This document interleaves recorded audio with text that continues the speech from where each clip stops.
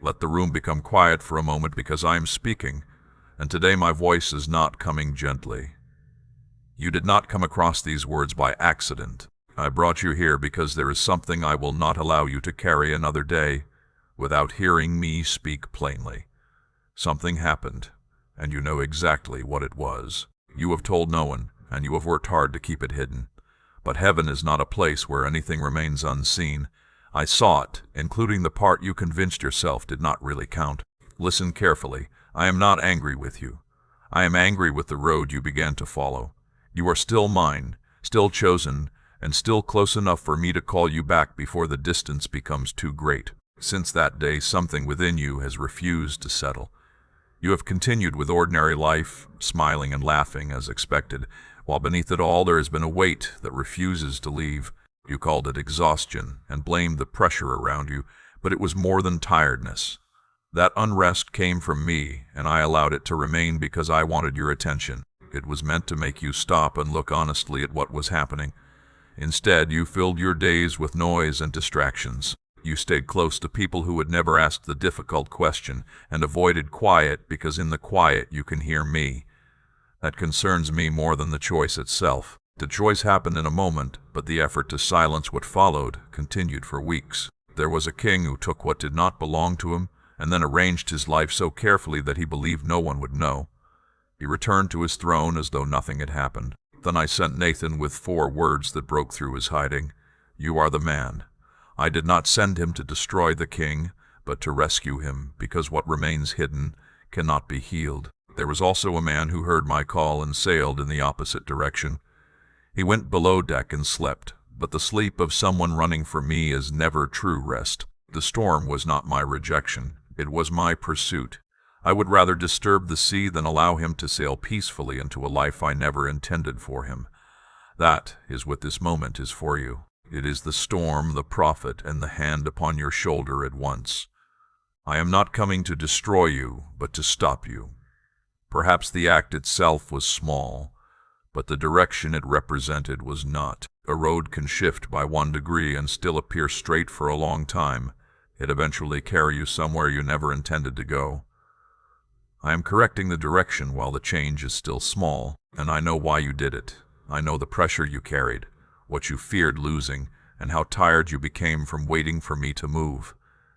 I saw the moment when you decided to handle it yourself. None of it surprised me, and none of it changed what I feel toward you. But understanding why you did it does not mean I will pretend it never happened.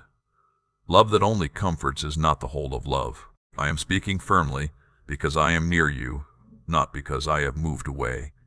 There is something I have been preparing for you. You have prayed about it, and there are things you have spoken only to me. It has not been taken away, handed to someone else, or canceled, but it is waiting along a road you are not walking right now. I will not bring it to the place where you have chosen to remain, because I want you moving in another direction. This is not the sound of a door shutting. It is a door still open, with my voice calling you through it while there is still time.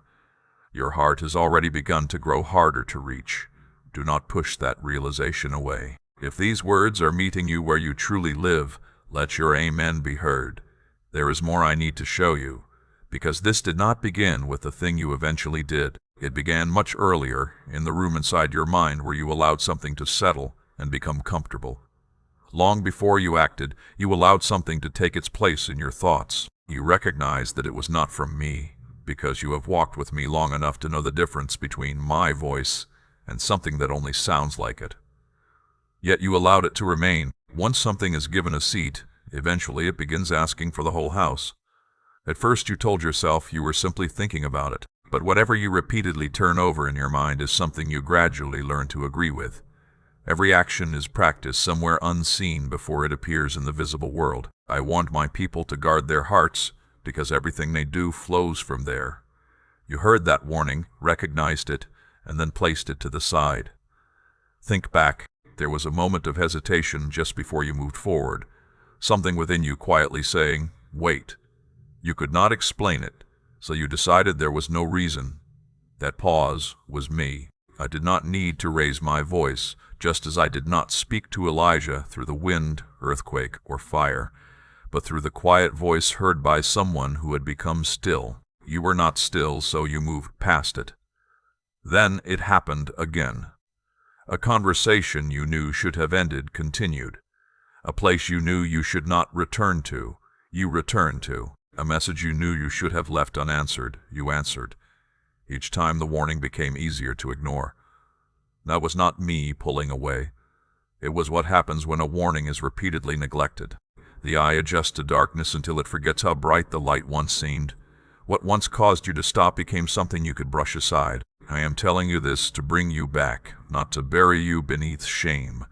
Shame tells you that you are the problem and leaves you believing you are too heavy to rise. Correction shows you that the direction is wrong and helps lift you back onto your feet. Do not confuse the two. Regret can teach you, but shame can keep you trapped. There is something deeper you need to see. What happened was more than disobedience. It revealed distrust. In that moment, you trusted your judgment more than mine. You looked at what was happening, considered how long you had waited, and decided my way would not get you where you wanted to go. So you chose the shortcut. You believed your understanding could protect you better than my guidance. That is the road beneath the road. Until you allow me to deal with that, the same pattern will find another way to grow. I told my people to trust me with all their hearts and not lean entirely on their own understanding. I gave you your mind, but what you see is limited, while my sight is not. You can see the corner ahead. I can see the road beyond it.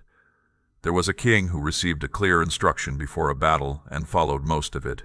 He kept what he had been told to destroy, then stood ready with explanations. But the word came clearly. Obedience matters more than offering. Partial obedience is not obedience. It is negotiation. You have been negotiating with me, perhaps without saying it aloud, keeping something back while calling everything else surrender. If you are ready to stop hiding, let me hear you say it, amen. I am not asking you to become perfect. I am asking for honesty. Bring it into the light and call it what it truly was, without softening the story to make everything sound smaller. What remains hidden keeps its hold, but what is brought into the light begins to lose its power. This is not punishment. This is how healing begins. And when you finally bring it forward, you will encounter something different from what you expected. You have imagined a courtroom and rehearsed your defense, preparing yourself to explain everything. But the father in the story did not stand at the gate with a record of every failure. He saw his child while that child was still far away, and he ran toward him. The son had prepared words to explain himself, but he never finished the speech. That is what is waiting for you.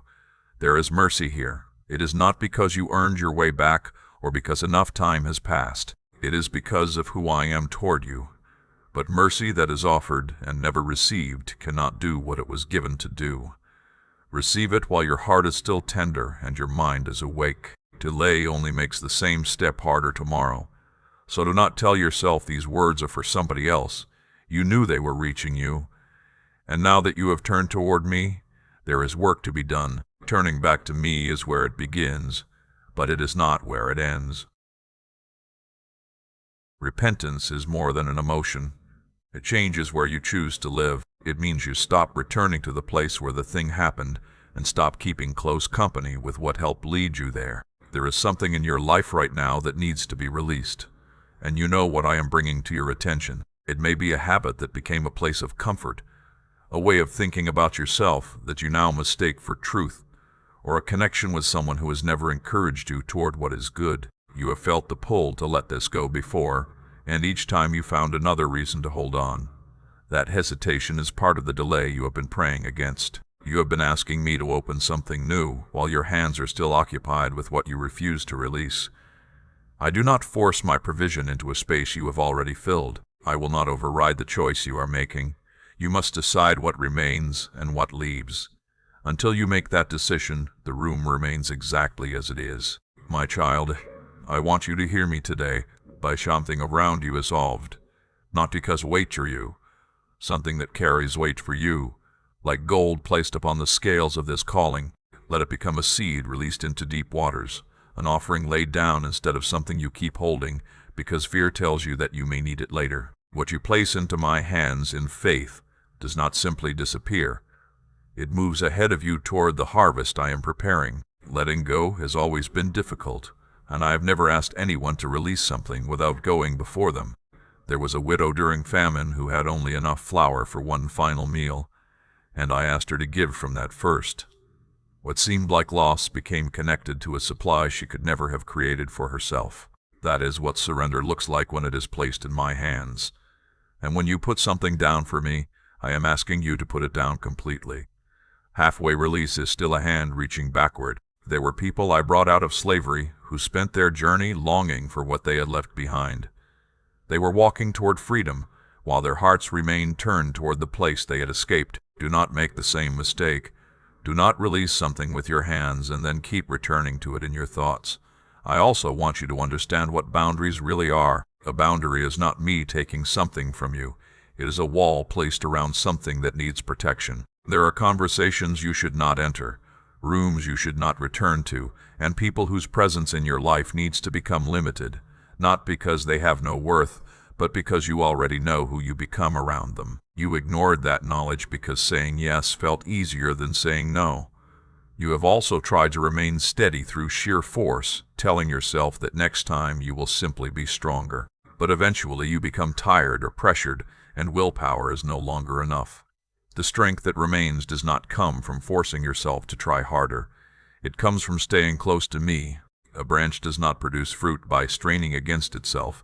It bears fruit by remaining connected. You have been trying to bear fruit while quietly pulling away and then wondering why everything has felt so heavy. Come close to me again. Make space in your day where nothing else has to compete for your attention, and let that space become quiet. Speak to me without preparing your words first. Tell me the difficult part before you try to make it sound better. You are not giving me information I lack, and you are not placing my affection for you at risk. You are agreeing with me about the truth of your own life, and that is where clarity begins to return. And while you listen, learn to receive correction as well as comfort. Many welcome the gentle word but reject the firm one, deciding it could not have come from me. I am both the one who binds up wounds and the one who tells you not to return to a certain place. If you only receive one side of my voice, you will only receive part of my guidance. Pay attention to what you allow into your mind and where you continually spend your time, because both are shaping you. What occupies your attention either strengthens what is within you, or slowly drains it. Be honest about what your ordinary days are actually filled with. You are not being asked to become someone entirely different. You are being called back toward the person you already are beneath everything that has covered you. That person was never truly lost, only buried beneath choices, distractions, and everything you have carried. As those layers come away, you are going to recognize yourself again. Do not question that movement. Let it go. Now, I want to show you something you have struggled to see. You have wondered why certain things have felt unusually difficult, why doors seem to open only to close again, why people who could have helped suddenly changed their minds, and why conflict appeared when you had done nothing to invite it. Eventually, you turned all of that inward and wondered whether you were the problem. You were not. There has been resistance against you, and it did not come because you were insignificant. It came because of what you carry. You interpreted that resistance as proof that you were incapable of moving forward, when some of what slowed you was opposition to where you were trying to go. And the way that resistance works is through words. There is an accuser, and the accusation follows a familiar pattern. It takes something genuinely true about your history and stretches it across your entire identity until you cannot see anything beyond it. Consider what I once showed a prophet, a high priest standing before me with the accuser beside him. His clothing was filthy, and the accusation was accurate. Yet I did not argue over the facts. I gave one instruction: take the filthy garments away. Then I said, see, I have taken your guilt away, and I will clothe you with clean robes. That is what I do when an accusation is accurate. I do not need to deny the facts. I remove the grounds on which the accusation stands. So let me answer the things you have been whispering to yourself in the dark. You have called yourself a failure, but I see someone still being formed. Something unfinished cannot be judged fairly from the middle of its construction. You have told yourself that you wasted too much time, but I have restored years before, and I do not measure a human life the way a clock does. You have said that this time you have gone too far, but I have never been too late to receive someone who truly turns back toward me. You have wondered whether anyone could still want you, if they knew everything. I have known all along, and I am still here speaking to you. You have decided you are too weak for what lies ahead, yet my strength has always been clearest where yours reaches its limit. You have told yourself that you missed your moment, but the moment is not a train that leaves without you. It is a door, and I am the one who holds it.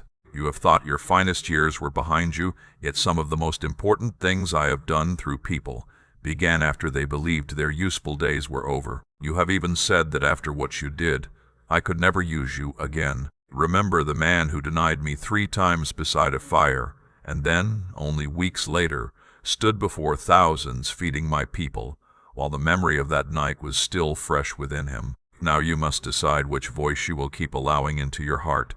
One voice has spoken to you for years and has never made you stronger, shown you a way forward, or given you peace. It only makes your world smaller. That should help you recognize where it comes from. Even when my words correct you and they hurt, they leave a door open somewhere.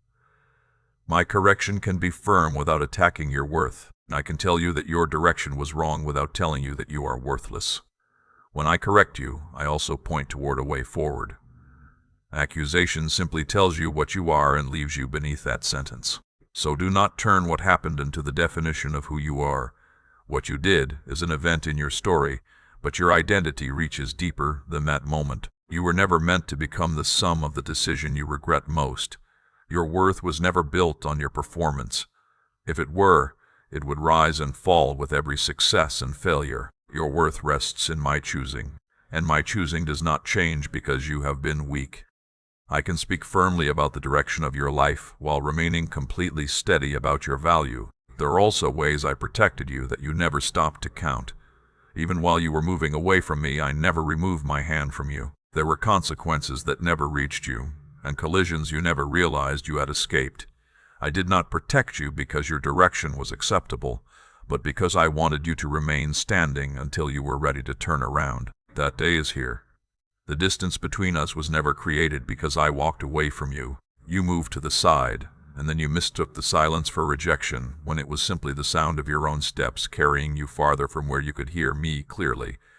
Come back within that range. I am asking for no performance, no payment, and no long season of proving yourself. Simply return to the place where my voice can become clear again, and you will discover that what I had set aside for you remains where I left it. You have believed the storehouse was emptied while you were away, but it was not.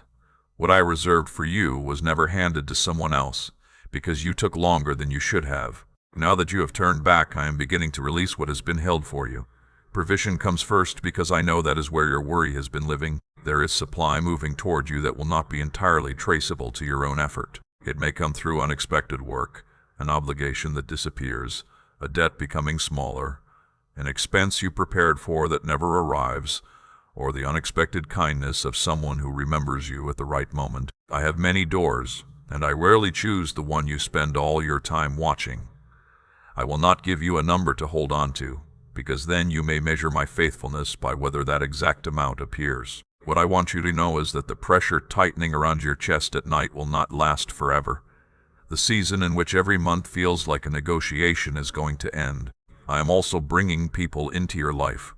You have carried too much by yourself because people disappointed you, and you decided that having no one to depend on was safer. I understand why you learned to live that way, but the people I have used have never walked the entire road alone. There are people who carry keys to places you cannot enter by yourself, and I am moving them toward you. Some will enter through ordinary moments that seem insignificant at first, so pay attention. Do not judge a new person only by whether they impress you in the first conversation. I am going to ask you to let some of them come closer, and that may be the harder part. You have become good at keeping a pleasant distance.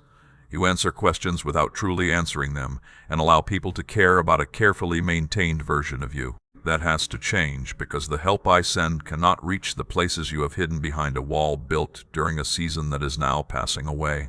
Lift your voice and say, Amen, if you believe I am still able to provide for you. There is healing I am releasing into your body, because something has been wearing you down. Whether it has a name or has left everyone confused, I know exactly what it is and where it began. I am placing my hand upon it, and strength will begin returning in ordinary moments, mornings that feel easier, steps that require less effort, and a body that no longer seems to resist you. Do not despise healing because it comes slowly. Gradual recovery is still recovery, and sometimes I allow the slower road so that when you reach the other side, you are still leaning on me. There is also restoration coming to places that have been broken between you and other people. Some you love are farther away than they should be, and you have carried that grief quietly. I will move within some of those relationships, and someone will return. It may begin through something small, uncomfortable, and sincere. But not every relationship will return. Some connections were never meant to be rebuilt, and part of your peace will come from accepting that certain people left because their part in your life had reached its end. The relationships I intend to restore will become clear by what reconciliation produces in you, whether it strengthens you or pulls you back into becoming smaller. And for those you love who are still far from me, listen carefully. My work has not stopped simply because you cannot see it. You have prayed for them for years and wondered whether those prayers reached beyond your own room. They did. Every one of them is before me, and I am moving in places you are not permitted to see. Keep praying, even when the silence has worn you down. Now understand what all of this requires. None of it happens automatically. Heaven has done its part, but there is something that belongs to you, and it requires action. Provision can be prepared and remain untouched, and a door can stand unlocked while you wait for someone else to open it. I have watched people pray over something already within reach because they were waiting to be carried into a room for which they had already been given the key.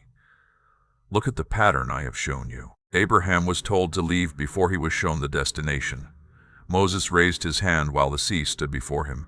Peter stepped out of the boat before the surface held him. In every case, the step came before the ground beneath it.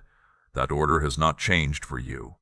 So when I begin to move, you must move with me. When an opportunity appears beyond your ability, do not wait until you feel qualified. Confidence often comes after obedience.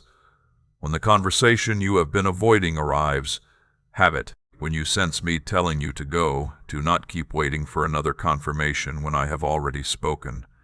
You have been asking me for change, and change will require something to change in you as well. You cannot keep everything that pulled you away from the right road and expect the road ahead to become different.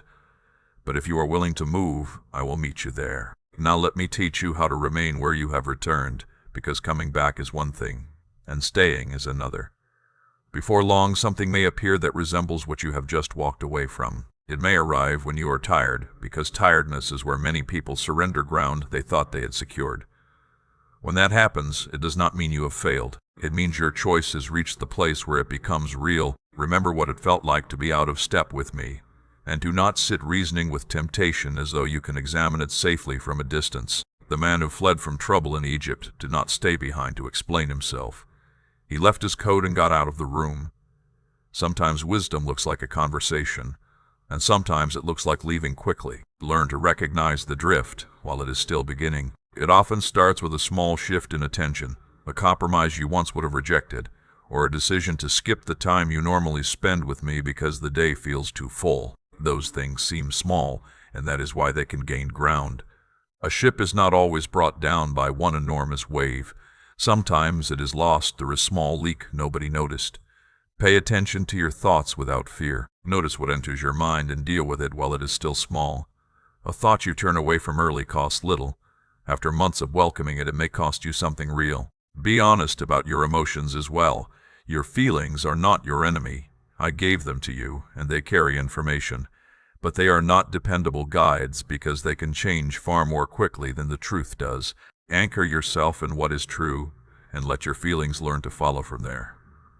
Some people genuinely mean well and still do not understand what I have asked you to do.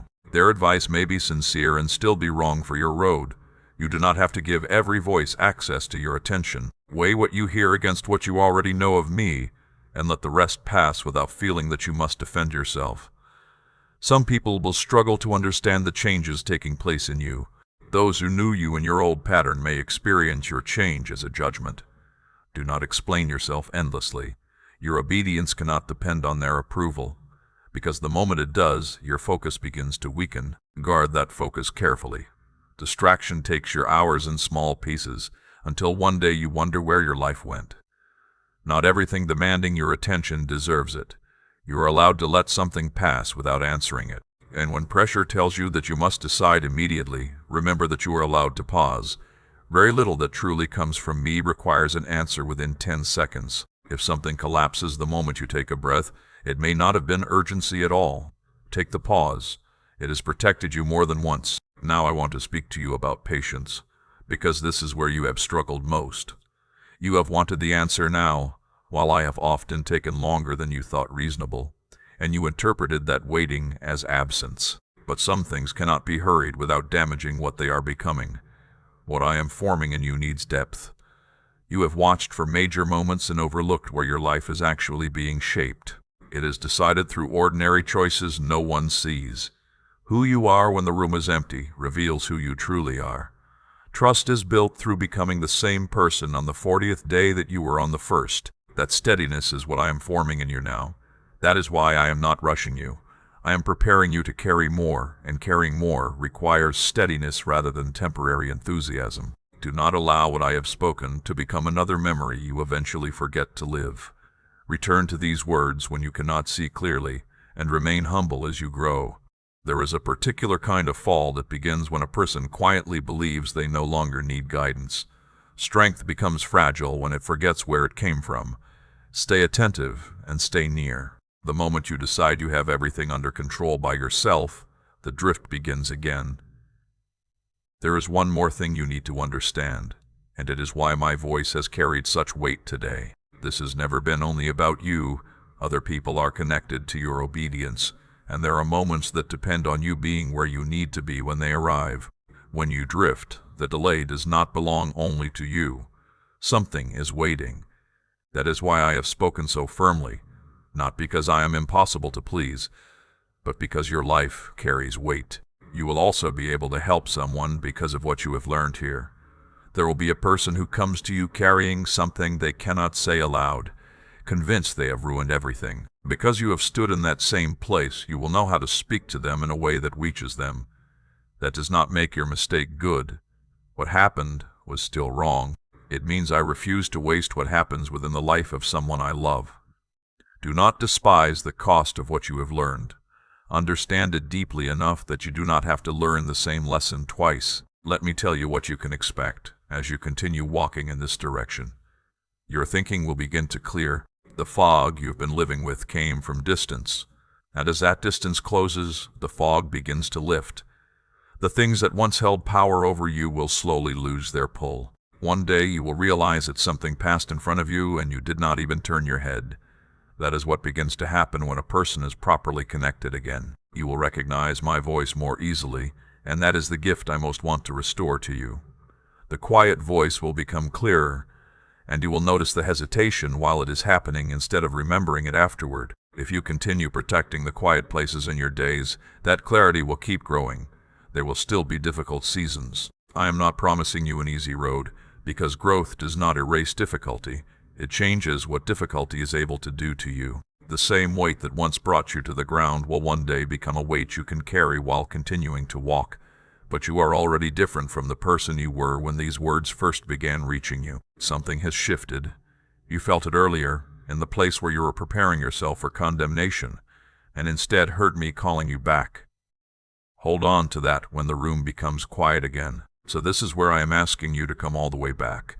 Come honestly, today, while your heart is still tender and you can still hear my voice clearly. Put down what you know you need to put down and leave it there instead of turning back to pick it up again. Stop hiding what I already know and speak about it plainly, because what you carry in darkness becomes heavier, while what you bring into the light can finally be lifted from your shoulders. Stop measuring your worth by how well you perform. Let your worth rest in the fact that I chose you, and my choosing does not change on the day you are at your weakest. And when the moment comes for you to move, move. Do not wait for the feeling of readiness to arrive first. Readiness is not something I promise to place in your hands before you obey. I have not been standing at a distance from you through any of this. I was there through the choice you made, through the things you tried to keep covered, and through those weeks when you filled your life with noise because you were trying to quiet my voice. I did not leave you. I was there in the discomfort you kept explaining away, and in the hesitation you kept pushing past. That uneasiness was not simply your conscience making life difficult. It was me refusing to let you disappear from me without being called back. I am still working with you. This day does not close your story, and it does not have to become the mark by which you define it. It is a turning point. What I had set aside for you remains where I left it, and the road ahead is still open. My hand has remained upon you through all of it. So now walk carefully, walk honestly, and stay close to me. And please, do not make me have to call you back like this again. I love you. I have never stopped loving you, and I never will. If you receive these words and you are choosing to turn back to me today, let your first response be an amen. And if you would like to support this work, you can do so through the QR code or the support link in the description.